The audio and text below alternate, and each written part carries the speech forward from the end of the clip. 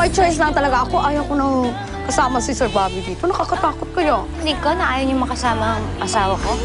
Kasi naman ito si Ma'am Gigi, tinatakot niya kami na baka isusunod na daw kami Sir Bobby pag nagwala ito. Girl! Girl! Gigi, mag-usap nga tayo. Ay, huwag ka nang umiyak. Papangit ka niyan eh. Ay, sige, kapag pumangit kay pagpapalit kita. Ay, hindi. Biro lang. Pagpapalit ko ba naman ang pinakamagandang babae sa buong mundo?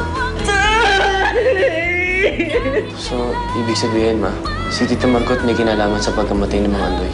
Nagawa nga ibintang ni Margot Kitchino yung kasalanan akong gumawa, hindi ba? Kaya ako sa inyo, ang lalayo kayo sa babaeng yun. Oscar, pupuntahan kita dyan sa taguan mo. May pag-uusapan tayo tungkol kay Bobby.